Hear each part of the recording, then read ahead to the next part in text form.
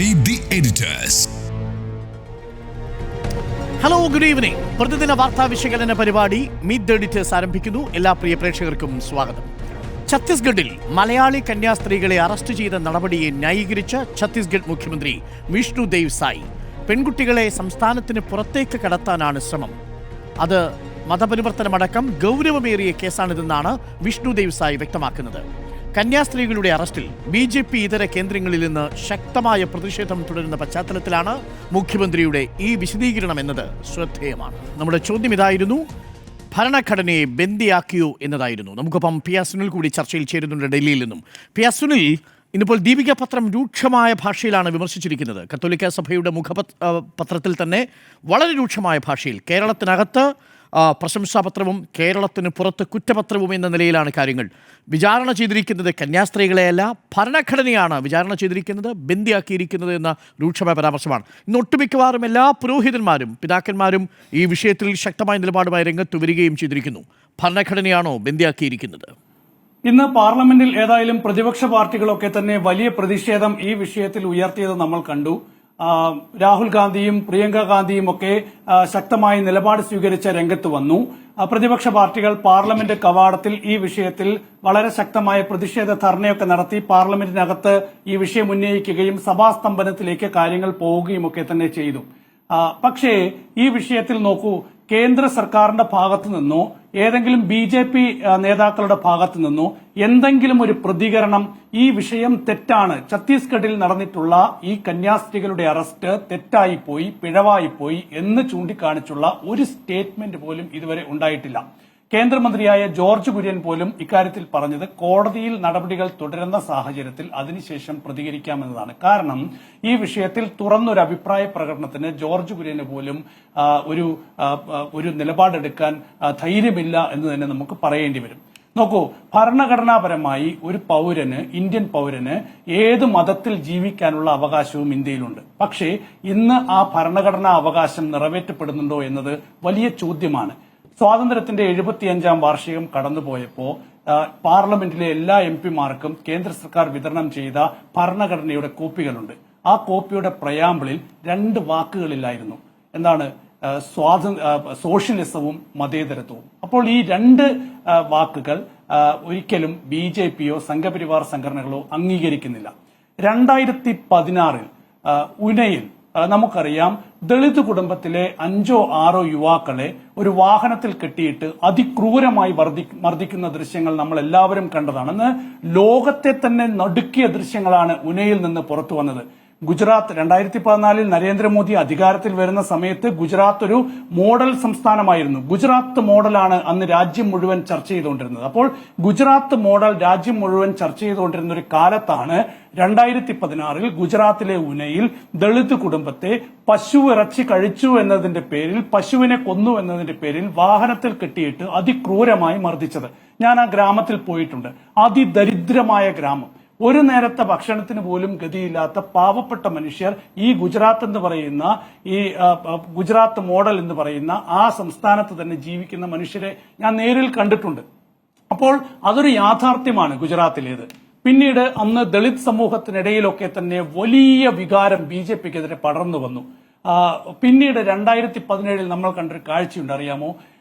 ഇന്ത്യയുടെ പ്രസിഡന്റായിട്ട് രാംനാഥ് കോവിന്ദിനെ പ്രധാനമന്ത്രി നരേന്ദ്രമോദി പ്രഖ്യാപിക്കുകയാണ്. അങ്ങനെ ദളിത് സമുദായത്തിൽ നിന്ന് ഇന്ത്യയുടെ ഒരു പ്രസിഡന്റ് രാജ്യത്തുണ്ടാവുകയാണ്.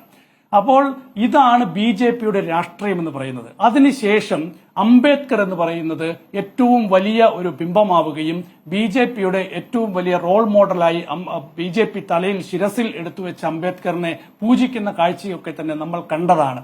ഭരണഘടനാ സംരക്ഷകരായി BJP-കാരൊക്കെ തന്നെ രാജ്യത്ത് മാറുന്നത് നമ്മൾ കണ്ടതാണ്. 2014 നരേന്ദ്രമോദി ഇന്ത്യയുടെ പ്രധാനമന്ത്രിയായി എത്തുമ്പോൾ അന്ന് ഗുജറാത്തിൽ നിന്ന് നരേന്ദ്രമോദി ഡൽഹി വിമാനത്താവളത്തിൽ ഇറങ്ങി പിന്നീട് പാർലമെന്റിലേക്കാണ് അദ്ദേഹം നേരെ വരുന്നത്. അന്ന് പാർലമെന്ററി പാർട്ടി യോഗത്തിൽ പങ്കെടുക്കാൻ നരേന്ദ്രമോദി എത്തുമ്പോൾ പാർലമെന്റ് കവാടത്തിൽ അദ്ദേഹം മുട്ടുകുത്തി നിന്ന് പാർലമെന്റിന്റെ പടവിൽ അദ്ദേഹം ശിരസ് വെച്ചു. അതിനുശേഷമാണ് പാർലമെന്റിന്റെ പടവുകൾ കയറി നരേന്ദ്രമോദി പാർലമെന്റിനുള്ളിലേക്ക് വരുന്നത്, സെൻട്രൽ ഹാളിലേക്ക് വരുന്നത് പാർലമെന്ററി പാർട്ടി യോഗത്തിൽ പങ്കെടുക്കാനായിട്ട്. അന്ന് അതിനുശേഷം നരേന്ദ്രമോദി ആദ്യം ചെയ്തത് ഈ ഭരണഘടനയിൽ പൂക്കൾ അർപ്പിക്കുകയായിരുന്നു. അതിനുശേഷമാണ് ആ യോഗത്തിൽ പങ്കെടുക്കുന്നത്. അപ്പോൾ ഭരണഘടനയെ സംരക്ഷിക്കും എന്ന് ഒരു സന്ദേശം നൽകിക്കൊണ്ട് അന്ന് അധികാരത്തിൽ വന്ന നരേന്ദ്രമോദിയുടെ അതേ മന്ത്രിസഭാ കാലയളവിലാണ് 2016 ഉനയിൽ ദളിത് കുടുംബങ്ങൾക്ക് നേരെ വലിയ അതിക്രമമുണ്ടായത്. ലോകം മുഴുവൻ അത് കണ്ട് ഞെട്ടിത്തരിച്ചത്. ആ കാഴ്ച പിന്നീട് പല ഘട്ടങ്ങളിലായി പല രീതിയിൽ തുടർന്നിട്ടുണ്ട്. അപ്പോൾ നോക്കൂ, ഇത് രാഷ്ട്രീയമായി ഏതറ്റം വരെയും പോകാൻ, ഏത് സാഹചര്യത്തെയും അതിജീവിക്കാൻ BJP ഓരോ സംസ്ഥാനത്തെയും രാജ്യത്തെയും സാഹചര്യങ്ങൾക്കനുസരിച്ച് മുന്നോട്ട് പോയിട്ടുണ്ട്. ഇപ്പോൾ കേരളത്തിൽ ഈ ഒരു പ്രത്യേക രാഷ്ട്രീയ സാഹചര്യമുണ്ട്. ആ രാഷ്ട്രീയ സാഹചര്യത്തിൽ ഇപ്പോൾ ക്രിസ്ത്യൻ സമുദായത്തെ കൂടെ നിർത്തണമെന്ന് BJP ആഗ്രഹിക്കുന്നുണ്ട്. കേരളത്തിൽ BJP ആഗ്രഹിക്കുന്നുണ്ട്. പക്ഷേ കേരളത്തിന് പുറത്ത് BJPക്കാർക്ക് അങ്ങനെ ഒരു ആഗ്രഹമുണ്ട് എന്ന് നമുക്ക് പറയാൻ കഴിയില്ല. കാരണം അങ്ങനെ ഒരു ആഗ്രഹം BJPക്കോ സംഘപരിവാർ സംഘടനയ്ക്കോ തുടരാനാകില്ല.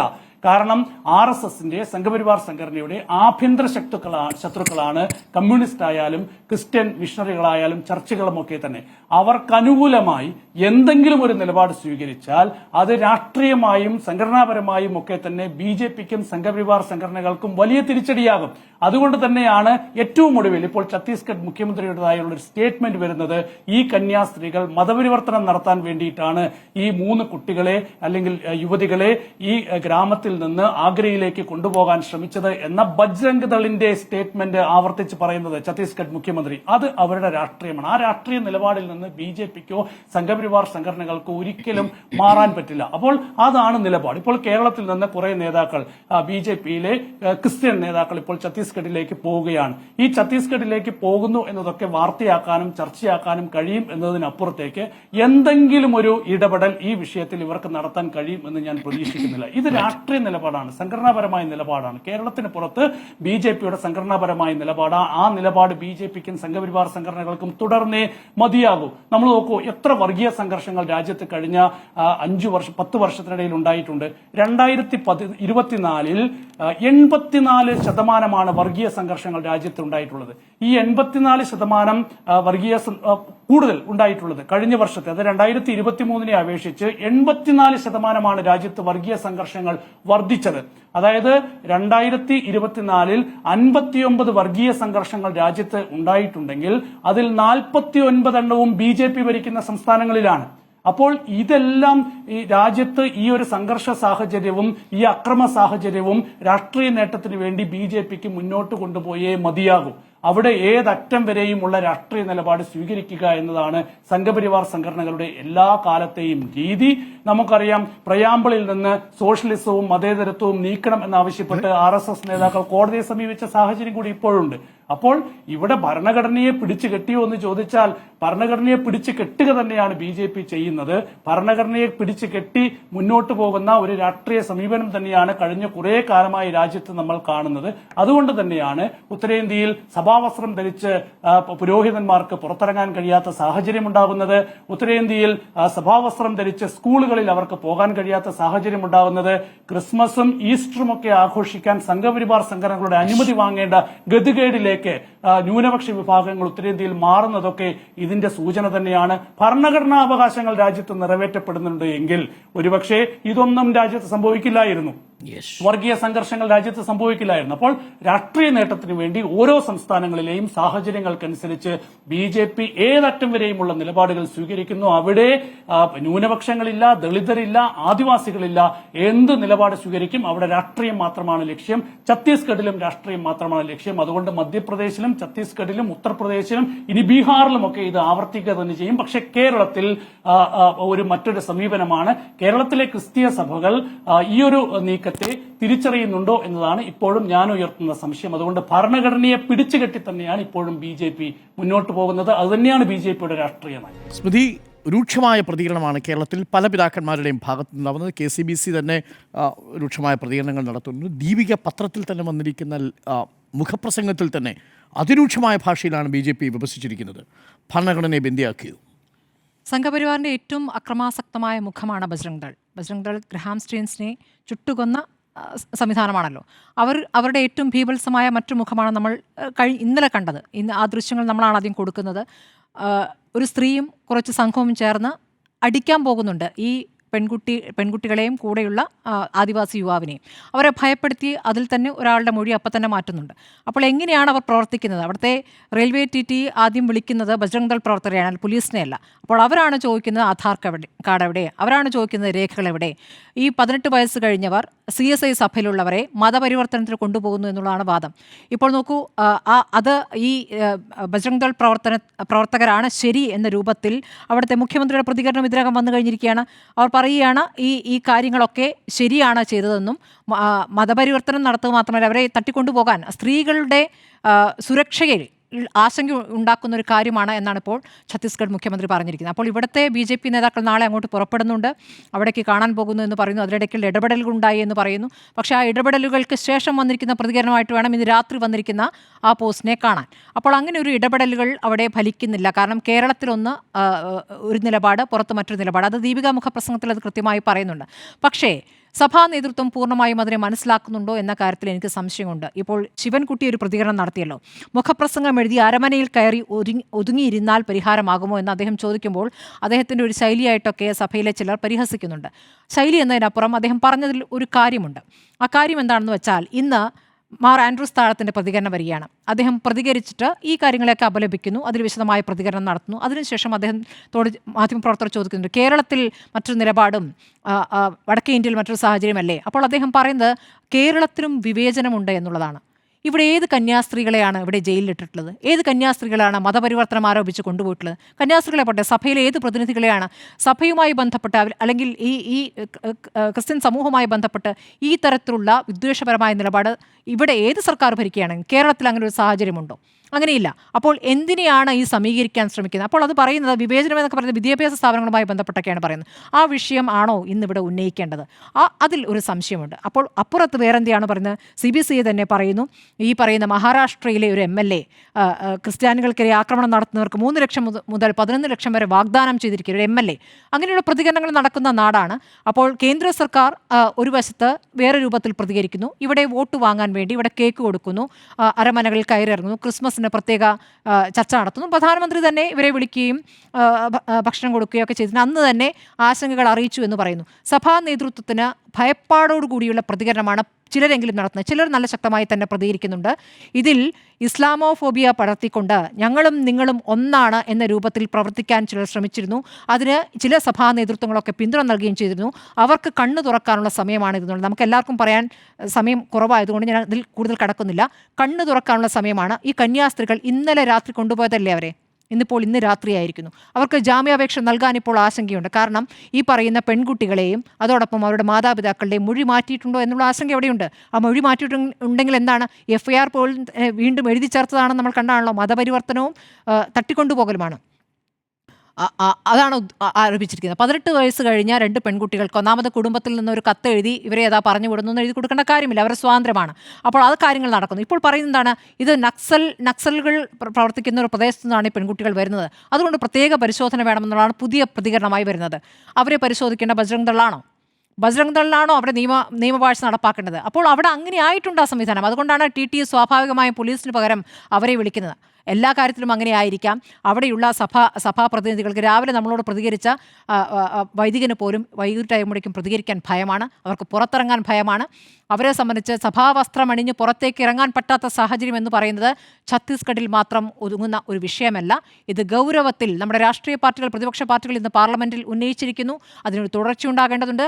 അവർക്കുള്ള പിന്തുണ പുറത്തുനിന്ന് പറഞ്ഞാൽ പോരാ, അവിടെ പോയി കൊടുക്കേണ്ട ഒരു പിന്തുണയാണ്. അവരെ നിയമപരമായി സഹായിക്കുകയും അവരെ പുറത്തെത്തിക്കാൻ സഹായിക്കുകയും വേണ്ട രൂപത്തിൽ സഹായിക്കേണ്ടതുണ്ടെന്നുള്ളത്. റൈറ്റ് ജിമി, എന്തായാലും ഇതൊരു സങ്കീർണമായ വിഷയമായി. കേരളത്തിലെ BJP യഥാർത്ഥത്തിൽ വെട്ടിലായിട്ടുണ്ട്.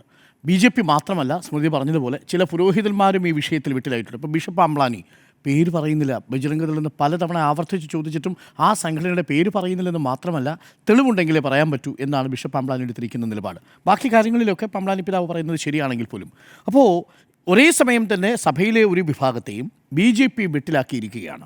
ഇപ്പോൾ ദീപിക പത്രം വളരെ കൃത്യമായി എഴുതുന്നു, ബന്ദികളാക്കിയിരിക്കുന്നത് ഭരണഘടനയാണ്. ആണോ?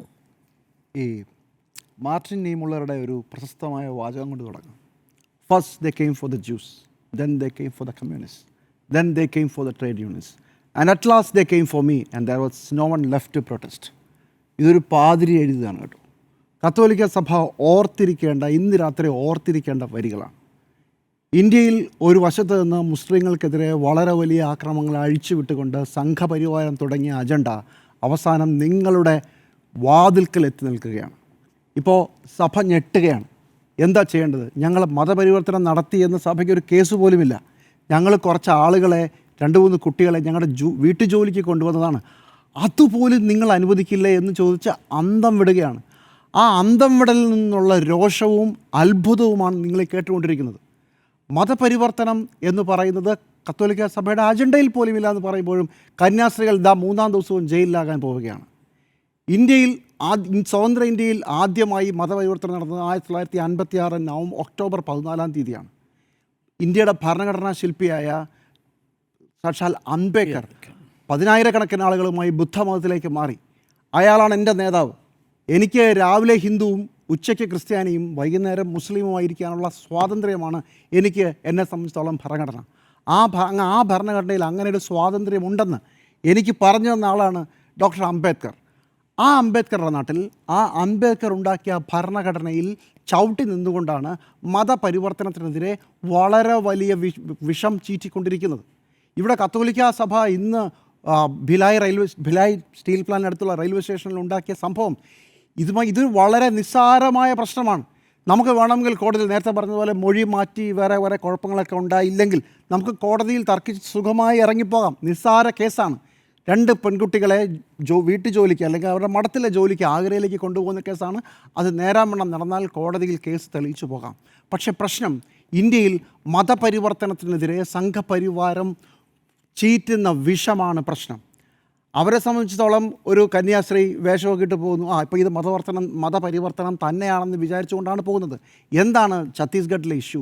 ഛത്തീസ്ഗഡിൽ 2 മാസം മുമ്പ് മെയ് മാസം ഒരു മലയാളിയായ ഒരു പാസ്റ്റർ, ആ പാസ്റ്റർ അദ്ദേഹത്തിൻ്റെ ആരാധനാലയത്തിൽ പ്രാർത്ഥന നടത്തിക്കൊണ്ടിരിക്കുമ്പോൾ അദ്ദേഹത്തെ തല്ലി, ഭാര്യയെ തല്ലി, മക്കളെ തല്ലി, കൂടെ ഉണ്ടായിരുന്ന മുഴുവൻ ആളുകളെയും തല്ലി. എന്നിട്ട് പാതിരാത്രിയാകുമ്പോൾ അദ്ദേഹത്തിനെതിരെ മതപരിവർത്തനത്തിന് കേസാണ് 2 മാസം മുമ്പ്. ഇപ്പോൾ ഈ സംഭവം പുറത്തുവരും അദ്ദേഹം സംസാരിക്കുമ്പോൾ അയാൾ പറയുന്നത് അവിടെ ഇതൊരു സ്ഥിരം പരിപാടിയാണ്. ഞായറാഴ്ചകളിൽ ആയിരുന്നു പണ്ട് അടികിട്ടിക്കൊണ്ടിരുന്നത്, ഇപ്പോൾ എല്ലാ ദിവസവും അടികിട്ടിക്കൊണ്ടിരിക്കുകയാണ്. ഇത് പെന്തിക്കോസ്ത് സഭയാണ് കേട്ടോ. ഇതിനകത്തൊരു വളരെ വ്യത്യാസമുള്ളത്, ഇന്ത്യയിൽ വടക്കേ ഇന്ത്യയിൽ കത്തോലിക്കരും പ്രൊട്ടസ്റ്റൻസും പെന്തിക്കോസ്ത സഭകളും മതപരിവർത്തനത്തിന് കാര്യമായ ശ്രമങ്ങൾ നടത്തിയിട്ടുണ്ട്, മതപ്രബോധനം നടത്തിയിട്ടുണ്ട്. അതൊരു ഫാക്റ്റാണ്. പക്ഷേ കഴിഞ്ഞ 10-20 വർഷമായി അത് നടക്കുന്നില്ല. പക്ഷേ പെന്തിക്കോസ്ത് സഭകൾ വളരെ കാര്യമായി ഈ മേഖലയിൽ പ്രവർത്തിക്കുന്നുണ്ട്. വളരെ വ്യാപകമായി ദളിതർ ക്രിസ്തു മതത്തിലേക്ക് മാറുന്നുണ്ട്. ആ ഒരു വിഷയത്തെ അഡ്രസ്സ് ചെയ്തുകൊണ്ട് RSS അവരുടെ സംഘപരിവാര സംഘടനകൾക്ക് കൊടുത്തിരിക്കുന്ന മിഷനാണ് അടിച്ചൊതുക്കാൻ. അങ്ങനെ അടിച്ചൊതുക്കാനായി തപ്പി നടന്നപ്പോൾ 2 കന്യാസ്ത്രീകൾ മുമ്പിൽപ്പെട്ട് പോയെന്നേ ഉള്ളൂ. എന്താണ് ഛത്തീസ്ഗഡിൻ്റെ പ്രത്യേകത? അവിടെ 10-20% മുകളിൽ ഷെഡ്യൂൾഡ് ട്രൈബാണ്. 30%. ബാക്കിയുള്ളവരോട് ചേരുമ്പോൾ ഷെഡ്യൂൾഡ് കാസ്റ്റും ഷെഡ്യൂൾഡ് ട്രൈബോട് ചേരുമ്പോൾ 38% മാറും. ഇതിലൊരു വലിയ വിഭാഗം അങ്ങോട്ട് മാറിയാൽ വോട്ട് ബാങ്ക് പൊളിറ്റിക്സ് മുഴുവൻ മാറും. ഇതാണ് ഛത്തീസ്ഗഡിലെ ഇഷ്യൂ. അവിടുത്തെ മുഖ്യമന്ത്രി ഒരാഴ്ച മുമ്പ് പ്രഖ്യാപിച്ചത്, 1 മാസം മുമ്പ് പ്രഖ്യാപിച്ചതേ ഉള്ളൂ, ഷെഡ്യൂൾഡ് ട്രൈബുകൾക്കുള്ള മതം മാറിയാൽ അവർക്ക് അവരുടെ സംവരണ ആനുകൂല്യം നിലനിൽക്കും എന്നുള്ള നിയമം എടുത്തു കളയാൻ പോവുകയാണ് ഞങ്ങൾ. ഇന്ത്യൻ നിയമപ്രകാരം ഷെഡ്യൂൾഡ് കാസ്റ്റ് മതം മാറിയാലാണ് അവകാശങ്ങൾ പോവുക. ഷെഡ്യൂൾഡ് ട്രൈബാണ് മതം മാറുന്നതെങ്കിൽ അവർക്ക് അവകാശം നിലനിൽക്കും. അത് ഞങ്ങൾ എടുത്തു കളയാൻ പോവുകയാണെന്ന് പറഞ്ഞു കഴിഞ്ഞു. അപ്പോൾ പ്രശ്നം വളരെ വലിയ ഒരു മതം മാറ്റം ഒരു വശത്ത് നടക്കുന്നതായി ഇവർ ഭയക്കുന്നു. അവരുടെ വോട്ട് ബാങ്ക് ചോരുന്നതായി പോകുന്നു. അങ്ങനെ വരുമ്പോൾ ഇന്ത്യയിൽ മതം മാറ്റം ശക്തമായി നടപ്പിലാക്കുന്ന 12 സംസ്ഥാനങ്ങളുണ്ട്. അതിൽ ഏറ്റവും ആദ്യകാലത്ത് നടപ്പിലാക്കിയ സംസ്ഥാനങ്ങളിൽ ഒന്നാണ് ഈ പറയുന്ന ഛത്തീസ്ഗഡ്. അത് ഒറീസ സ്പ്ലിറ്റ് ആകുമ്പോഴാണ് ഛത്തീസ്ഗഡ് ഇതിൻ്റെ ഭാഗമായി മാറുന്നത് ഞാൻ മനസ്സിലാക്കുന്നത്. ഇപ്പോൾ വന്ന് എല്ലായിടത്തും ഉണ്ട്. ഇവിടെയെല്ലാം ഭയങ്കര അബ്സേർഡായിട്ടുള്ള നിയമങ്ങളാണ് നടപ്പിലാക്കിക്കൊണ്ടിരിക്കുന്നത്. അതാണ് വിഷയം. ഈ കത്തോലിക്ക സഭയും VHPയും BJPയും തമ്മിലുള്ള പ്രശ്നം നമുക്ക് പറഞ്ഞു തീർക്കാവുന്നതേ ഉള്ളൂ.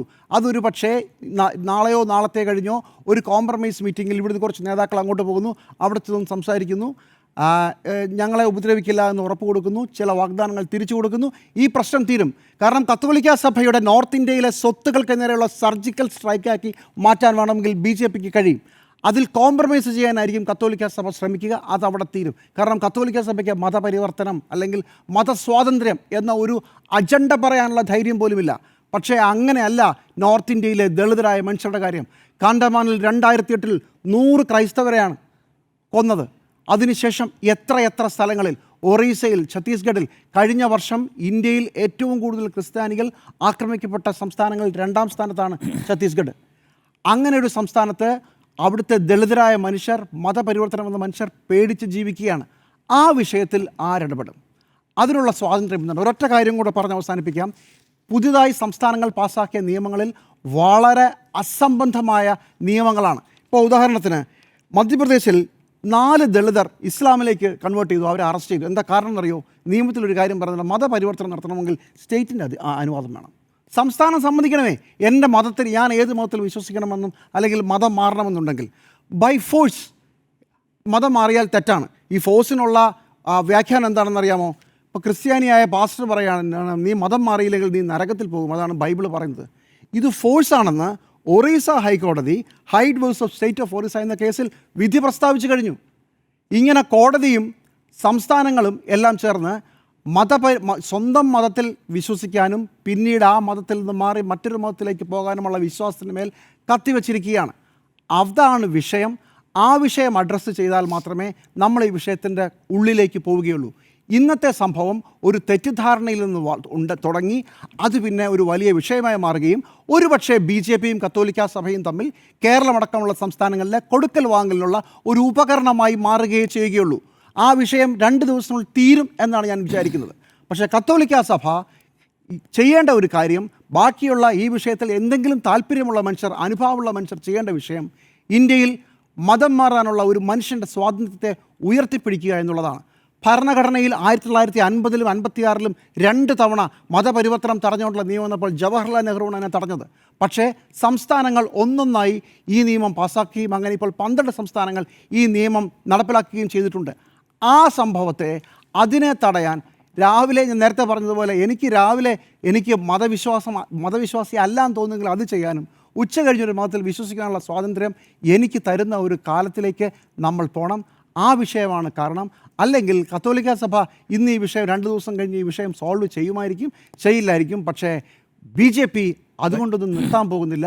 പുതിയ ഒരു പ്രശ്നമായിരിക്കും. അന്ന് നിങ്ങൾക്ക് മറ്റൊരു കോംപ്രമൈസിന് പോകേണ്ടി വരും. അടിസ്ഥാന വിഷയം നിങ്ങൾ കാണുകയുമില്ല. സുജയ, ഭരണഘടനയെ ബന്ദിയാക്കുന്ന ഒരു നീക്കമായിട്ട് ഞാൻ ഇതിനെ കാണുന്നില്ല. കാരണം ഇവിടെ ഇപ്പോൾ ഛത്തീസ്ഗഡിലെ ദുർഗിൽ കന്യാസ്ത്രീകൾ അറസ്റ്റിലായ സംഭവം, അവരിപ്പോൾ റിമാൻഡിലായ സംഭവത്തിൽ അതിൽ കൃത്യമായ നിയമ നടപടിയാണ് അവിടെ എടുത്തിരിക്കുന്നത്. അല്ലാതെ വേറെ ഏതെങ്കിലും തരത്തിൽ ഒരു എക്സ്റ്റേണൽ ഫോഴ്സ് അവിടെ വന്ന്, അതായത് സംസ്ഥാന സർക്കാരിൻ്റെ ഭാഗത്ത് നിന്ന് നേരിട്ടുള്ള ഇടപെടൽ, അല്ലെങ്കിൽ കേന്ദ്ര സർക്കാരിൻ്റെ ഭാഗത്ത് നിന്ന് നേരിട്ടുള്ള ഇടപെടൽ, BJPയുടെ ഭാഗത്ത് നിന്ന് നേരിട്ടുള്ള ഇടപെടൽ, ആ രീതിയിലുള്ള ഒരു ഇടപെടലല്ല. അവിടെ ആ സ്റ്റേഷനിലേക്ക് ബജ്രംഗ് ദളിനെ വിളിച്ചു വരുത്തിയത് എന്തിനാണ് എന്നുള്ളത് റെയിൽവേ പോലീസാണ് മറുപടി പറയേണ്ടത്. കാരണം അവിടേക്ക് വരേണ്ടത് ബജ്രംഗ് ദൾ അല്ല, അവിടുത്തെ സ്റ്റേറ്റ് പോലീസാണ്, ഛത്തീസ്ഗഡിൻ്റെ പോലീസ് സംവിധാനമാണ്. അവിടെ എത്തുകയും റെയിൽവേ പോലീസ് ഇങ്ങനെ ഒരു ഫാക്ട് അവർ കണ്ടെത്തിയിട്ടുണ്ട്, അത് അവർ കൃത്യമായി എങ്ങനെയാണോ ഇൻഫോം ചെയ്യേണ്ടത് ആ പ്രോപ്പർ ചാനലിലാണ് പോകേണ്ടത്. അവിടെ ബജ്രംഗ് ദളിനെ ഇൻവോൾവ് ചെയ്യിച്ചതിൻ്റെ ഉത്തരവാദിത്തം പൂർണ്ണമായും റെയിൽവേ പോലീസിനാണ്.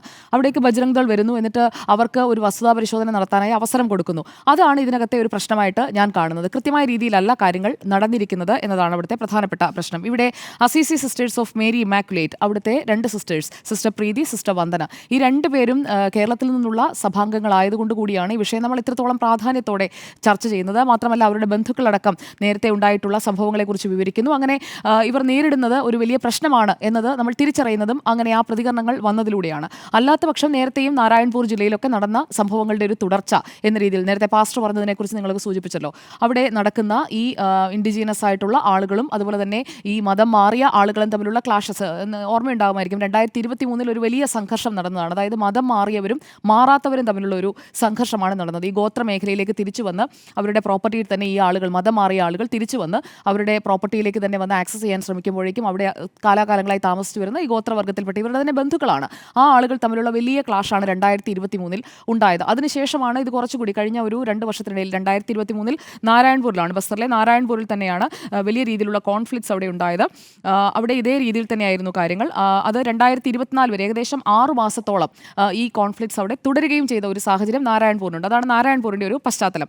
ഇവിടെ ഇതേ നാരായൺപൂർ ജില്ലയിൽ നിന്നുള്ള 3 പെൺകുട്ടികളെയാണ് ആഗ്രയിലേക്ക് കൊണ്ടുപോകാനായി തീരുമാനിച്ചത്.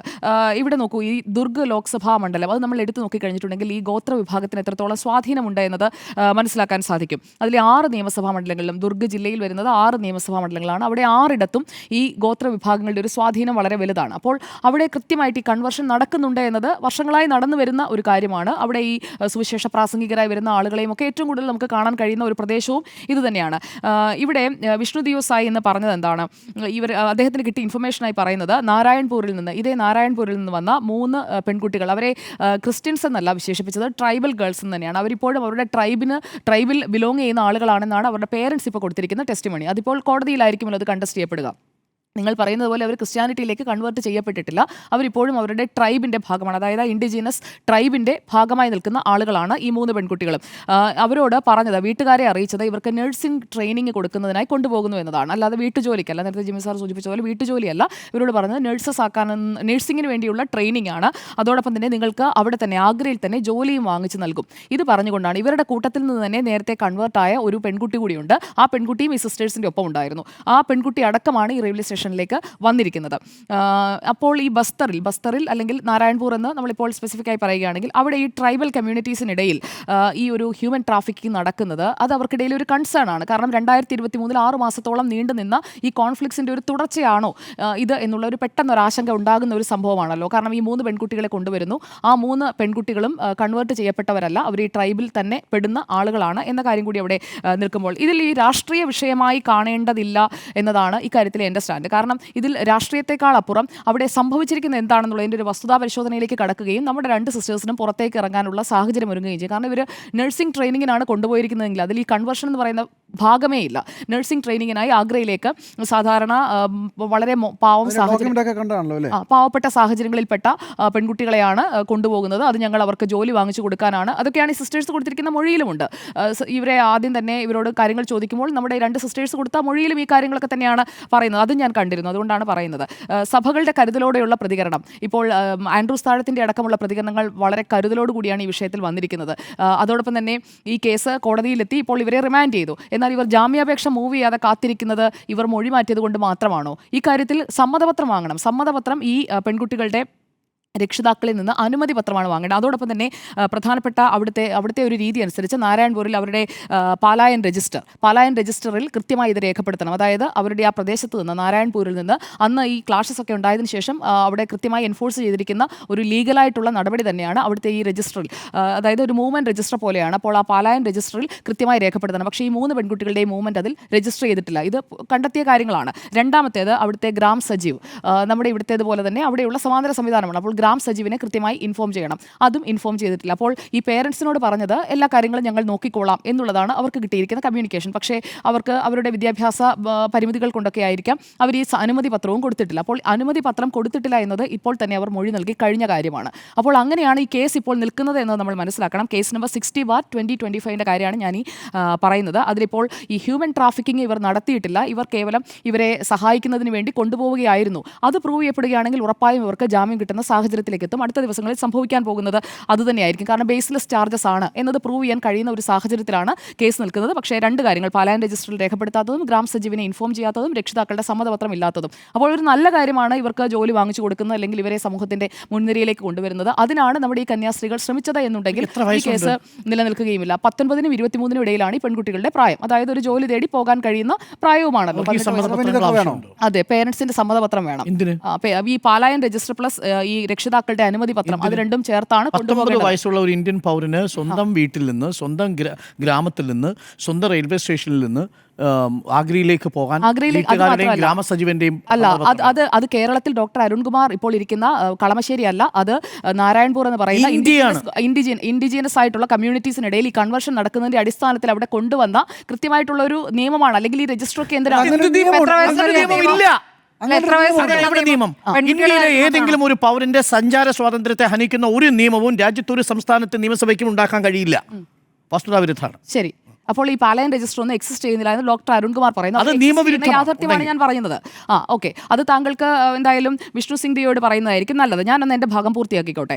ഇവിടെ ഇപ്പോൾ നടന്ന കാര്യങ്ങളാണ് ഞാൻ ഇവിടെ പറഞ്ഞു വന്നത്. എന്തായാലും ജുഡീഷ്യൽ കസ്റ്റഡിയിലാണ് അല്ലെങ്കിൽ റിമാൻഡിലാണ് ഈ കന്യാസ്ത്രീകൾ. ഇവിടെ ഫ്രിഞ്ച് എലമെന്റ്സ് എന്നാണ് മാർ ആൻഡ്രൂസ് താഴത്ത് പറഞ്ഞത്. അല്ലാതെ താങ്കൾ അല്ലെങ്കിൽ നിങ്ങളൊക്കെ പറയുന്നത് പോലെയുള്ള ഒരു വലിയ കാടടച്ചുള്ള വിമർശനത്തിലേക്ക് BJPയെയും കേന്ദ്ര സർക്കാരിനെയും ഒക്കെ കടന്നാക്രമിക്കുന്നതിന് വേണ്ടി അങ്ങനെ കുത്തിയുള്ള കുറേ ചോദ്യങ്ങൾ വന്നു. അവിടെ അതിൽ ഒന്ന് രണ്ട് കുത്തിയുള്ള ചോദ്യങ്ങൾ മലയാള മാധ്യമങ്ങളുടെ ഭാഗത്തു നിന്ന് എന്ത് വന്നാലും RSSന്റെയും BJPയുടെയും നെഞ്ചത്ത് കയറണമെന്ന് അങ്ങനെ കൃത്യമായി തീരുമാനിച്ചുറപ്പിച്ചിരിക്കുന്ന ദോഷൈക ദൃക്കുകളായ കുറേ മാധ്യമപ്രവർത്തകരുടെ ചോദ്യങ്ങൾ വന്നു. ഇവിടെ കേക്കുമുറിയും പുറത്ത് പ്രശ്നങ്ങളുമല്ലേ എന്ന് അതിന് അദ്ദേഹം പറഞ്ഞത് ഇവിടെയും രാഷ്ട്രീയ വനവാസത്തിന് പോകും, പിന്നെ നിങ്ങൾ എന്നെ കാണില്ല എന്നായിരുന്നു ഇന്ന് VD സതീശന്റെ പ്രശ്നങ്ങളുണ്ട് എന്നതാണ്. അതിനുശേഷം മറ്റൊരു ചോദ്യം വന്നത് കേരളത്തിൽ സുരക്ഷിതരാണോ എന്നതാണ്. അപ്പോഴും അതിനും പറഞ്ഞത് എല്ലായിടത്തും നന്മയും തിന്മയുണ്ടെന്ന് വെച്ചാൽ കേരളത്തിൽ ഞങ്ങൾ അങ്ങ് സേഫാണ് എന്ന ഒരു സ്റ്റാൻഡ് സഭയ്ക്കില്ല എന്നത് മാർ ആൻഡ്രൂസ് താഴത്ത് കൃത്യമായി പറഞ്ഞിട്ടുണ്ട്. ഇനി CBCA കത്തോലിക്ക മെത്രാൻ സമിതി പറഞ്ഞത് കേന്ദ്ര സംസ്ഥാന സർക്കാരുകൾ ഇടപെടണമെന്നാണ്. അതിൽ ഇടപെടുമെന്നേ, അതിലെന്താ സംശയം? ഈ വിഷയത്തിൽ ഇടപെടില്ല എന്ന് ആരും പറഞ്ഞിട്ടില്ല. മാത്രമല്ല ഈ കന്യാസ്ത്രീകളെ സഭയെ ദ്രോഹിക്കണമെന്നെന്തോ നേരത്തെ തീരുമാനിച്ചു വെച്ചിരിക്കുകയാണ്. നിങ്ങൾ അവരുടെ അടുത്തേക്ക് പോകരുത്, അവർ നിങ്ങളെ അങ്ങ് പിടിച്ച് തിന്നുകളയും എന്ന മട്ടിലുള്ള ഒരു പ്രചാരണം നമുക്ക് കൊണ്ടുവരാണ്. രാഷ്ട്രീയവൽക്കരിച്ച് അതിൽ നിന്ന് നേട്ടം കൊയ്യാനായിട്ട് ശ്രമിക്കുന്ന UDFനെയും LDFനെയും അതിൻ്റെ വാഴ്ത്തുപാട്ടുകൾ പാടുന്ന മാധ്യമങ്ങളെയുമാണ് ഈ കഴിഞ്ഞ മണിക്കൂറുകളിലെല്ലാം എന്തായാലും കാണേണ്ടി വന്നത്. ഇവിടെ ഫോഴ്സ്ഡ് കൺവേർഷൻ നടക്കരുത് എന്നത് മാത്രമേ ഉള്ളൂ. ഇവർക്ക് സ്വന്തം താല്പര്യത്തോടെ കൺവേർട്ട് ചെയ്യുന്നതിനുള്ള എല്ലാ സ്വാതന്ത്ര്യവും എല്ലാ മനുഷ്യർക്കും ഉണ്ട്. അതിപ്പോൾ A or B എന്നൊന്നുമില്ല, ആർക്കായാലും സ്വന്തം താല്പര്യപ്രകാരം കൺവേർഷൻ നടത്താം. ഇവിടെ പക്ഷേ ഫോഴ്സ്ഡ് കൺവേർഷൻ എന്ന് വന്നത് അത് നിലനിൽക്കില്ലാത്ത ഒരു ആരോപണമാണെന്നുണ്ടെങ്കിൽ അത് പ്രൂവ് ചെയ്യപ്പെടാമല്ലോ, കോടതിയിലാണല്ലോ ഇത് വരിക. എന്തായാലും ബസ്ത, ജാഷ്പൂർ, റായ്ഗോഡ് ഈ 3 സ്ഥലങ്ങളിൽ നിന്നുള്ള ഇൻഡിജീനസ് കമ്മ്യൂണിറ്റിയിൽപ്പെട്ട ആളുകളെ കൺവേർട്ട് ചെയ്യുന്നുണ്ട് എന്നുള്ളത് ഒരു വസ്തുതയാണ്. അത് മങ്ങാത്ത കണ്ണട വെച്ച് നോക്കിക്കഴിഞ്ഞാൽ കൃത്യമായി കാണാനും സാധിക്കും. റൈറ്റ്, മങ്ങാത്ത കണ്ണട വെച്ച് നോക്കുമ്പോൾ കാണാൻ പറ്റുന്നൊരു കാര്യമുണ്ട്. ധ്രുവദ് ഗൗതം എന്ന് പറയുന്ന വിദ്യാർത്ഥി എഴുതിയൊരു കവിതയുണ്ട്. ഭയം എന്നായിരുന്നു ആ കവിതയുടെ പേര്. ആ കവിതയുടെ അവസാനം ഇങ്ങനെയാണ്: ഭയം ഒരു രാജ്യമാണ്, അവിടെ നിശബ്ദത ഒരു ആഭരണമാണ്. ഇന്നിപ്പോൾ സെലക്റ്റീവായ നിശബ്ദത പാലിച്ച ചിലയധികം ആളുകളുണ്ട് നമ്മുടെ രാജ്യത്ത്. അവരോടാണ് പറയുന്നത്, ഈ രാജ്യം എങ്ങോട്ടാണ് പോകുന്നതെന്ന് നിങ്ങൾക്കറിയുമോ? ഇതൊരു അർത്ഥ ഫാസിസ്റ്റ് ശൈലിയിലേക്ക് രാജ്യം മാറുന്നതിൻ്റെ സൂചനകളാണ് ന്യൂനപക്ഷങ്ങൾക്കെതിരെയുള്ള തുടരെയുള്ള ഈ ആക്രമണങ്ങൾ. ഒന്നും രണ്ടുമല്ല. എന്തുകൊണ്ടാണ് ഭരണഘടന ബന്ദിയായിരിക്കുന്നുവെന്ന് ഞാൻ പറയുന്നത്? ഇന്ത്യ ഇതിനകം തന്നെ ഒരു ഡീപ് സ്റ്റേറ്റിനെ കൂടി വളർത്തിയെടുത്തിട്ടുണ്ട്. 2014 മുതലുള്ള സർക്കാരുകളുടെ നിരന്തര ശ്രമഫലമായി ഇപ്പോൾ ഒരു ഡീപ് സ്റ്റേറ്റ് ഇന്ത്യയെ ഭരിക്കുന്നുണ്ട്. BJP ഭരിക്കുന്ന സംസ്ഥാനങ്ങളിൽ യഥാർത്ഥത്തിൽ വസ്തുതാ പരിശോധന നടത്താൻ പോകുന്നത്, അവിടെ പോയി നിങ്ങളുടെ ഡോക്യുമെൻ്റുകൾ ചോദിക്കുന്നത് പോലീസല്ല. ഇതാണ് സുജയ നേരത്തെ പറഞ്ഞൊരു കാര്യം. അവിടെ ഒരു തെറ്റുപറ്റിയിട്ടുണ്ട്, തെറ്റല്ല, അതാണ് അവിടുത്തെ രീതി. TT വിളിച്ച് നേരെ ബന്ധപ്പെടുന്നത് പോലീസിനോടല്ല, അവിടെ അധികാരമുള്ള അവിടുത്തെ ബജ്രംഗ് ദൾ പ്രവർത്തകരോടാണ്. അതായത് ഉദ്യോഗസ്ഥന്മാർക്കൊപ്പം തന്നെ സമാന്തരമായൊരു ഭരണ സംവിധാന രീതി, ആ ഭരണകൂടത്തെ ലെജിറ്റിമൈസ് ചെയ്യാനും ആ പോളിസിയെ ഊട്ടി ഉറപ്പിക്കാനും വേണ്ടിയിട്ട് ആ സ്റ്റേറ്റിൽ ഭരിക്കുന്നുണ്ട്. അവരെ നമ്മൾ ഭയക്കണം.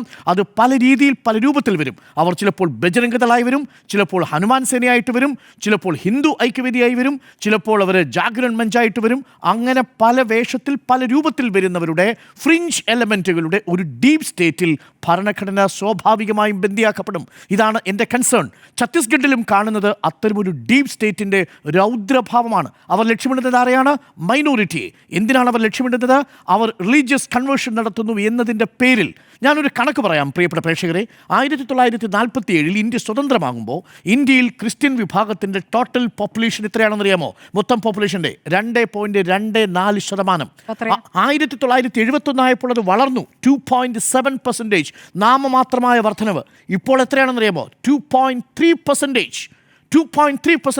ഇവിടെ റിലീജിയസ് കൺവേർഷൻ നടത്തി ക്രിസ്ത്യൻ ജനവിഭാഗം അവരുടെ സമുദായത്തെ വളർത്തിയെങ്കിൽ 2.3% ഇരിക്കില്ല ആ പോപ്പുലേഷൻ. 1947 എത്രയുണ്ടോ അത്രയും എന്ന നിലയിലേക്ക് ഇപ്പോഴും തുടരുന്ന ഒരു ജനവിഭാഗമാണ്. അവരെ നിങ്ങൾ ഇല്ലാത്ത റിലീജിയസ് കൺവേർഷൻ ബിൽ ഉണ്ടാകാം 1-2 ഇടങ്ങളിൽ, മറ്റെല്ലാ ഇടങ്ങളിലും ഉണ്ടാവുന്നില്ലേ? ഇന്ത്യയിൽ തന്നെ ഏറ്റവും വലിയ കൺവേർഷൻ നടത്തിയ ആളിൻ്റെ പേര് നേരത്തെ ജിമ്മി പറഞ്ഞു, അത് നമ്മളുടെ അംബേദ്കർ ആയിരുന്നില്ലേ? ആ അംബേദ്കറിൽ നിന്ന് നിങ്ങൾക്ക് ദൈവമല്ലേ? അങ്ങനെയാണെങ്കിൽ മതം സ്വാഭാവികമായി മാറാനുള്ള ആഗ്രഹം ആർട്ടിക്കിൾ 25 പ്രകാരം ഒരു പൗരൻ പ്രകടിപ്പിച്ചാൽ അതവൻ്റെ ഭരണഘടനാപരമായ അവകാശമാണ്. അതുകൊണ്ട് ഞാൻ ആവർത്തിക്കുന്നു, ഇവിടെ റിലീജിയസ് കൺവേർഷൻ്റെ പേരിൽ ഒരു സമുദായത്തെ മുഴുവൻ ഇരുട്ടിലാക്കി നിർത്തുകയും അപരവിദ്വേഷത്താൽ അധിഷ്ഠിതമായ ഹിന്ദുത്വ ദേശീയതയെ പ്രചരിപ്പിക്കാനുള്ള ഒരു ടൂളാക്കി മാറ്റുകയുമാണ് ചെയ്യുന്നത്. അതിനുവേണ്ടി നിരന്തരം ഡീപ് സ്റ്റേറ്റിന് വേണ്ടിയുള്ള ഏജന്റുകളെ BJP സർക്കാർ അതാത് സംസ്ഥാനങ്ങളിൽ സൃഷ്ടിച്ചുകൊണ്ടിരിക്കുന്നു എന്നതിൻ്റെ തെളിവാണ് നമ്മളിപ്പോൾ ഛത്തീസ്ഗഡിൽ കണ്ടുകൊണ്ടിരിക്കുന്ന ഈ അതിക്രമങ്ങൾ. അതൊരൊറ്റപ്പെട്ട സംഭവമായി ഞാൻ കാണുന്നതേയില്ല. കാരണം കൃത്യമായ കണക്ക് നമ്മുടെ മുന്നിലുണ്ട്. കഴിഞ്ഞ 10 വർഷം കൊണ്ട് 4316 അതിക്രമങ്ങളാണ് ക്രൈസ്തവ സമൂഹത്തിന് നേരെയുണ്ടായത്. ചെറുതാണോ? 4316 അതിക്രമങ്ങൾ. 2014 127 അതിക്രമങ്ങളായിരുന്നുവെങ്കിൽ 2024 മോദി സർക്കാർ 10 വർഷം തികയ്ക്കുമ്പോൾ 824 അതിക്രമങ്ങൾ ഒരു വർഷം എന്ന നിലയിലേക്ക് അത് വളർന്നിരിക്കുന്നു. ക്രിസ്ത്യൻ സമുദായ വിഭാഗങ്ങളിൽ 647 പള്ളികൾ മണിപ്പൂരിൽ മാത്രം തകർക്കപ്പെട്ടിരിക്കുന്നു. ഞാനൊരു കാര്യം കൂടി നിങ്ങളോട് പറയാം പ്രിയപ്പെട്ട പ്രേക്ഷകരെ. മഹാരാഷ്ട്രയിൽ ഒരു MLA ഉണ്ട്. ആ MLA പേര് ഗോപീചന്ദ് പടാൽക്കർ എന്നാണ്. ഗോപീചന്ദ് പടാൽക്കർ കഴിഞ്ഞ ജൂൺ 17-ാം തീയതി ഒരു വലിയ പ്രസംഗം നടത്തി. എന്തായിരുന്നു പ്രസംഗത്തിൻ്റെ ഉള്ളടക്കം എന്നറിയാമോ സുജയ? പ്രസംഗം പറയുന്നത് ഇങ്ങനെയാണ്: നിങ്ങൾ ക്രിസ്തീയ മതവിഭാഗത്തിൽപ്പെട്ട ആളുകൾ മതപരിവർത്തനം നടത്താൻ വന്നാൽ അടിക്കുകയോ മർദ്ദിക്കുകയോ ചെയ്താൽ 3 ലക്ഷം മുതൽ 11 ലക്ഷം വരെ ഇനാം നൽകാം എന്നാണ്. ഇത് ഇന്ത്യയല്ലേ? ഇന്ത്യയിൽ ഒരു പൗരൻ അവൻ്റെ മതം പ്രചരിപ്പിക്കാനുള്ള അവകാശമില്ലേ? ആർട്ടിക്കിൾ 25 പ്രകാരം right to profess, right to practice, right to propagate religion എന്നല്ലേ? ആ റൈറ്റ് ടു പ്രൊപ്പഗേറ്റിൻ്റെ ഭാഗമായി എൻ്റെ മതത്തിലേക്ക് നിങ്ങളെ സ്വാഗതം ചെയ്താൽ അതെങ്ങനെയോ കുറ്റകൃത്യമാവുക? അങ്ങനെയാണെങ്കിൽ ആദ്യത്തെ കുറ്റവാളി അംബേദ്കർ അല്ലേ? എന്തുകൊണ്ടാണ് അംബേദ്കർക്കെതിരെ ആ നിലപാടെടുക്കാതെ പോകുന്നത്? ഇപ്പോൾ ആ നിലപാടെടുക്കാതെ പോകുന്നത്? അന്ന് ആ നിലപാടെടുത്തിട്ടുണ്ട്. അന്ന് അംബേദ്കർ മതപരിവർത്തനം നടത്തണമെന്ന് ആഹ്വാനം ചെയ്യുകയും മനുസ്മൃതി കത്തിക്കുകയും ചെയ്ത കുളത്തിൽ ആ കുളം മുഴുവൻ ചാണകവെള്ളമൊഴിച്ച് ശുദ്ധീകരിച്ചു. ഒന്ന് ആലോചിക്കുക മെറ്റഫോർ. ചാണകവെള്ളം ഒഴിച്ച് ശുദ്ധീകരിക്കുകയാണോ ചെയ്യുക ഒരു കുളം? അതാണ് സംഭവിച്ചത് അംബേദ്കറിൻ്റെ കാലത്തിൽ. ഇപ്പോഴും അതുതന്നെയാണ് സംഭവിച്ചുകൊണ്ടിരിക്കുന്നത് എന്നുള്ളതാണ് യാഥാർത്ഥ്യം. അതിൻ്റെ നേർചിത്രമാണ് നമ്മൾ ഛത്തീസ്ഗഡിൽ കണ്ടുകൊണ്ടിരിക്കുന്നത്. 2 പോയിന്റ് എനിക്ക് പറയാനുള്ളൂ. ഈ കണക്കുകൾ നമ്മളോട് പറയുന്നത് ഒരു വലിയ ഡീപ് സ്റ്റേറ്റ് ഇവിടെ വരുന്നു എന്നുള്ളതാണ്. രണ്ടാമത്തെ ഒരു പ്രധാനപ്പെട്ട കാര്യം, ഇന്ന് ദീപിക പത്രം വളരെ കൃത്യമായി എഴുതി വെച്ചിട്ടുണ്ട്. ഇങ്ങനെയാണ് ദീപിക പറയുന്നത്: തടയാനായില്ല. രാജ്യം ഭരിക്കുന്ന BJPയുടെ അനുഗ്രഹാശിസുകളോടെ പറയുന്നത് കത്തോലിക്ക സഭയുടെ മുഖപത്രമാണ്. പ്രതിപക്ഷത്തിൻ്റെ വഴിപാട് പ്രതിഷേധത്തോടെ, നീതിന്യായ സംവിധാനങ്ങളുടെ പരിമിതികളോടെ, ന്യൂനപക്ഷ ദല്ലാൾ സംഘങ്ങളുടെ ഒറ്റുചുംബനത്തോടെ. ഖാസ, ഇത് നിങ്ങളെക്കുറിച്ചാണ് പറയുന്നത് ദീപിക. ഖാസയെക്കുറിച്ചാണ് പറയുന്നത്. എന്താ വാചകം? ന്യൂനപക്ഷ ദല്ലാൾ സംഘങ്ങളുടെ ഒറ്റുചുംബനത്തോടെ അവരുടെ അഥവാ ഹിന്ദുത്വയുടെ രാഷ്ട്രം നിർവചിക്കുകയാണ്. കന്യാസ്ത്രീകളെയല്ല, മതേതര ഭരണഘടനയാണ് ഇപ്പോൾ ഈ വർഗീയവാദികൾ ബന്ദികളാക്കിയിരിക്കുന്നത്. BNS 143(1)F പ്രകാരമാണ് അവരെ കസ്റ്റഡിയിൽ എടുത്തിരിക്കുന്നത്. എന്താണ് BNS പറയുന്നതെന്ന് അറിയാമോ? 1-ൽ കൂടുതൽ ആളുകളെയാണ് ഹ്യൂമൻ ട്രാഫിക്കിംഗ് നടത്തിയതെങ്കിൽ 10 വർഷം വരെ തടവ് ശിക്ഷ ലഭിക്കാവുന്ന കുറ്റകൃത്യമാണ് ഇവരുടെ പേരിൽ ആരോപിക്കപ്പെട്ടിരിക്കുന്നത്. ഈ പാവപ്പെട്ട ആളുകൾ ആരാണെന്നറിയാമോ സുജയ? ഗ്രീൻ ഗാർഡൻസ് എന്ന് വിളിച്ചത് അവരല്ല, നാട്ടുകാർ വിളിച്ചതാണ്. ഈ അസീസി മേരി ഓഫ് ഇമാക്കുലേറ്റ് എന്ന് പറയുന്ന സംഘടനയിൽപ്പെട്ട നേഴ്സുമാരെ. എന്തിനാണെന്നറിയാമോ? ഒരു ഡംപിയാർഡിൽ വന്ന കുഷ്ഠരോഗികളായ മനുഷ്യരെ പോയി സാന്ത്വനത്തിൻ്റെ കൈവിരലുകൾ കൊണ്ട് പരിലാളിച്ചതിന്, അവരെ ആശ്വസിപ്പിച്ചതിന്, കുഷ്ഠരോഗികളെ അറച്ചുകിടന്നിരുന്നൊരു വിഭാഗത്തെ പൊതുധാരയിലേക്ക് കൊണ്ടുവരാൻ വേണ്ടി സേവനം നടത്തിയതിന് പൊതുസമൂഹം കൊടുത്ത പേരാ ഗ്രീൻ ഗാർഡൻസ്. അവരെ ഇപ്പോൾ സെക്ഷൻ 143 ഇട്ട് 10 വർഷം തടവിലാക്കാൻ വേണ്ടി ഒരുങ്ങുന്ന ഒരു സർക്കാർ ഛത്തീസ്ഗഡ് ഭരിക്കുന്നുണ്ട്.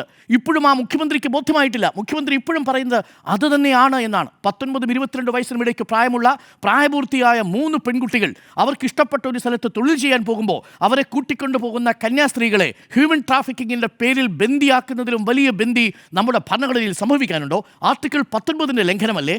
ഇന്ത്യയിൽ ഏത് സ്ഥലങ്ങളിലും സഞ്ചരിക്കാനും ഏത് തൊഴിലും സ്വീകരിക്കാനുമുള്ള പൗരൻ്റെ അവകാശത്തെയല്ലേ? ആർട്ടിക്കിൾ 25 പ്രകാരമുള്ള മതപരമായിട്ടുള്ള സ്വാതന്ത്ര്യം, മതപരമായി വിശ്വസിക്കാനും അത് പ്രചരിപ്പിക്കാനും അത് ആചരിക്കാനുമുള്ള സ്വാതന്ത്ര്യത്തിൻ്റെ ലംഘനമല്ലേ യഥാർത്ഥത്തിൽ നടന്നിരിക്കുന്നത്? അക്ഷരാർത്ഥത്തിൽ ഇതൊരു പ്രലോഭിത പരിവർത്തനമല്ല, ഇത് ഭരണഘടനയെ ബന്ദിയാക്കിക്കൊണ്ടൊരു ഡീപ് സ്റ്റേറ്റിൻ്റെ പ്രകടനമാണ്. കേരളത്തിൽ ഇതുണ്ടാക്കാൻ പോകുന്ന ഇമ്പാക്റ്റ് ചെറുതാണോ? ചെറുതല്ല എന്നാണ് എൻ്റെ പക്ഷം. പക്ഷേ ഇന്നിപ്പോൾ ഓരോരുത്തരായി പ്രതികരിച്ചു തുടങ്ങിയിരിക്കുന്നു. പാമ്പ്ലാനി പിതാവ് പണ്ട് 300 രൂപയ്ക്ക് റബ്ബർ വിൽക്കാൻ കഴിയുവാണെങ്കിൽ അവർക്കൊപ്പം നിൽക്കാമെന്ന നിലപാട് പ്രഖ്യാപിച്ച പിതാവ്. ആ പിതാവ് തന്നെ ഇന്നിപ്പോൾ സൗമ്യമായിട്ടാണെങ്കിലും പറഞ്ഞിരിക്കുന്നു, ക്രൈസ്തവർ ഭീതിയിലാണ്. 900-ലധികം കേസുകൾ രാജ്യത്തെ ക്രൈസ്തവർക്കെതിരെ ചുമത്തി. ഇത് രാജ്യത്തിൻ്റെ മതേതരത്വത്തിന് ഭീഷണിയാണ്. റാഫേ തട്ടിൽ പിതാവ് പറയുന്നു, സഭാവസ്ത്രം ധരിച്ച് പുറത്തിറങ്ങാൻ കഴിയാത്ത അവസ്ഥയുണ്ട് എന്ന് ഞങ്ങൾ ഭയപ്പെടുന്നു. ആർട്ടിക്കിൾ 21 പ്രകാരം right to personal liberty and life ഉണ്ട്. നിങ്ങളുടെ സ്വാതന്ത്ര്യമാണ് ഇഷ്ടപ്പെട്ട വസ്ത്രം ധരിക്കുക, ഇഷ്ടപ്പെട്ട മതത്തിൽ വിശ്വസിക്കുക. ആർട്ടിക്കിൾ 25 ഇഷ്ടപ്പെട്ട ഇടങ്ങളിൽ സഞ്ചരിക്കുക. ആർട്ടിക്കിൾ 19 ഇതിനെയൊക്കെ നിർവീര്യമാക്കിക്കൊണ്ടാണ് ന്യൂനപക്ഷ സമുദായം സമുദായത്തെ അപരവിദ്വേഷത്തിൻ്റെ പേരിൽ ഭൂരിപക്ഷ സമുദായത്തിൽപ്പെട്ട ഒരു വിഭാഗം നിരന്തരം വേട്ടയാടിക്കൊണ്ടിരിക്കുന്നത്, അതും ഒരു ഡീപ് സ്റ്റേറ്റ് സൃഷ്ടിച്ചുകൊണ്ട്. അതുകൊണ്ട് ആവർത്തിച്ചു പറയുന്നു, ഇത് ഭരണഘടനയെ ബന്ദിയാക്കലാണ്.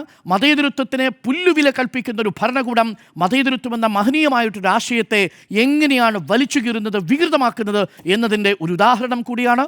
ഒരു ഭയം, ഒരു സംഘടന, ഒരു ന്യൂനപക്ഷ സമുദായത്തെ, ഏതെങ്കിലും ന്യൂനപക്ഷ വിഭാഗത്തിൽപ്പെട്ട ഒരു പൗരനെ ഭയം ചൂഴ്ന്നു നിന്നാൽ ഈ രാജ്യത്തിൻ്റെ ഭരണഘടനയും രാജ്യത്തിൻ്റെ ജനാധിപത്യവും അപകടത്തിലായി എന്നാണ് നമ്മൾ മനസ്സിലാക്കുന്നത്. അത് മഹാരാഷ്ട്രയിലല്ല, അത് ഒഡീഷയിൽ മാത്രമല്ല, ഛത്തീസ്ഗഡിലും മധ്യപ്രദേശിലും BJP ഭരിക്കുന്ന സ്റ്റേറ്റുകളിലെമ്പാടും അതുണ്ടാവുന്നു. അതുകൊണ്ടാണ് ദീപിക പത്രം പറയുന്നത്, കേരളത്തിന് പുറത്ത് ഞങ്ങൾ അരക്ഷിതരാണെന്ന തോന്നലുണ്ടാക്കുന്നു. ഇതൊരു ചെറിയ സ്റ്റേറ്റ്മെൻ്റ് അല്ല, ഇതൊരു പൊളിറ്റിക്കൽ സ്റ്റേറ്റ്മെൻ്റ് ആണ്. എന്തുകൊണ്ടാണ് കേരളത്തിൽ ആ സ്റ്റേറ്റ്മെൻറ്റ് വരാത്തത്? കേരളത്തിൽ ഈ പറയുന്ന ഫ്രിഞ്ച് എലമെൻറ്റുകൾക്ക് കാലുകുത്താൻ നാം നാളിതുവരെ ഒരിടം നൽകിയിട്ടില്ല. നാളിടം നൽകിയാൽ, സൂചി കുത്താനിടം നൽകിയാൽ അവിടെ സംഭവിക്കാൻ പോകുന്നതിനെക്കുറിച്ചാണ് ഈ സൂചന. അതുകൊണ്ട് കേക്ക് കുഴച്ചു വെച്ചിരിക്കുന്നവരുണ്ടാവും. അതിനി ആ കേക്കുമായിട്ട് അരമനയിലേക്ക് വന്നാൽ എങ്ങനെ പ്രതികരിക്കണമെന്നുള്ളത് അരമനയുടെ അധികാരികൾ തീരുമാനിക്കുക. നിങ്ങൾക്ക് കേക്ക് വേണോ, അതല്ല ഭരണഘടന വേണോ, ആ ഭരണഘടന വിഭാവനം ചെയ്ത സ്വാതന്ത്ര്യം വേണമോ എന്നുള്ളതാണ് ചോദ്യം. ഞാൻ ആവർത്തിക്കുന്നു, നമ്മുടെ രാജ്യം ഭയമായി മാറുകയാണെങ്കിൽ ആ രാജ്യത്ത് നിശബ്ദത ഒരു ആഭരണമായി മാറും. പുരോഹിതന്മാരും ജനാധിപത്യത്തെ സ്നേഹിക്കുന്നവരും ആ ആഭരണം അണിയാതിരുന്നാൽ രാജ്യം ഭയമല്ലാതായി തീരുമെന്ന് മാത്രമാണ് എൻ്റെ ടേക്ക്. ഭരണഘടനയെ ബന്ദിയാക്കിയോ എന്ന ചോദ്യത്തിന് ഭരണഘടനയെ ബന്ദിയാക്കി എന്ന് 4 പേർ അഭിപ്രായപ്പെടുന്നു. ഒരാൾ ഭരണഘടനയെ ബന്ദിയാക്കിയിട്ടില്ല എന്ന് അഭിപ്രായപ്പെടുന്നു.